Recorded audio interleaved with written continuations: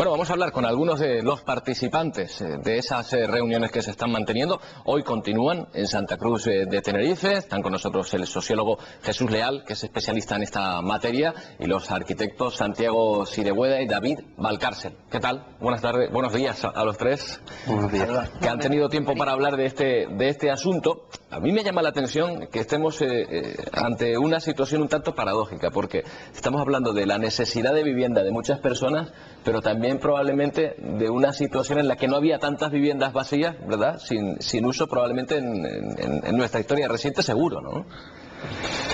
Sí, bueno, pero desde el punto de vista de la sociología, para empezar. Esa ha sido una paradoja continua de este país, ¿eh? Lo que pasa es que durante los últimos años se ha agravado como efectos de lo que ha sido la burbuja inmobiliaria, es decir, una sobreproducción, una sobredemanda también motivada por la especulación en muchos casos, que ha motivado que exista una gran cantidad de viviendas vacías frente a esta necesidad, hasta el punto que se puede decir que la crisis económica que padecemos en gran parte proviene de los efectos directos e indirectos de ese sistema inmobiliario un tanto perverso, en cierta forma, que ha arrastrado consigo todo el sistema financiero, y por lo tanto es un tema muy claro. La cuestión es cómo permitimos el acceso de familias necesitadas para hacer esta política de vivienda social a estas viviendas. Parece que la compra ya no es una opción, por mucho que se abaraten las viviendas. A lo que se tiende, la vía es al alquiler social, ¿no? Sí, una de las principales cuestiones que salieron ayer claras del simposio era que debíamos de hacer un recuento, un observatorio, una cuantificación de cuál es la demanda real y cuál es la oferta real, ¿no? Cuántas viviendas existentes que podrían ser habilitadas para esos alquileres y qué demanda real existe y estratificar esa demanda, ¿no?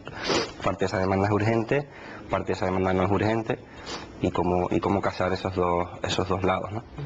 ¿Qué es más difícil? ¿Encontrar, cuantificar a quién le hace falta y decidir exactamente qué necesidad tiene, o encontrar quién ponga esa vivienda en el mercado? Realmente, bueno, yo quería apuntar también que esto no ha sido una crisis económica ni inmobiliaria, sino ha sido una crisis social. Realmente todos hemos sido partícipes de esta política que hemos llevado estos años, de todo el mundo quería ser comprador, inversor, hemos caído en las hipotecas que nos daban.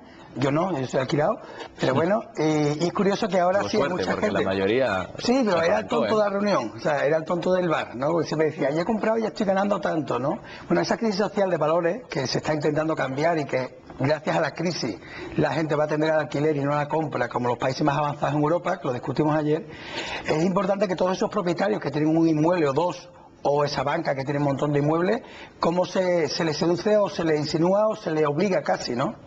Porque es curioso que el titular, uno de los titulares que salía hoy, que yo no quería que saliese, era de se está hablando con la banca, ¿no? No creo que sea la única solución que haya que hacer a la vivienda, ¿no? La banca tiene un capital de inmuebles parados, curiosamente han sido los que han echado a gente y ahora tienen que negociar para volver a alojar gente, con lo cual es complicado, pero creo que es un momento, lo hablábamos ayer, de que una política de vivienda interesante, inteligente, hace una imagen social distinta. O sea, en esta crisis, sea local en Tenerife o sea a nivel andaluz o a nivel nacional, lo tiene que sacar todo el mundo.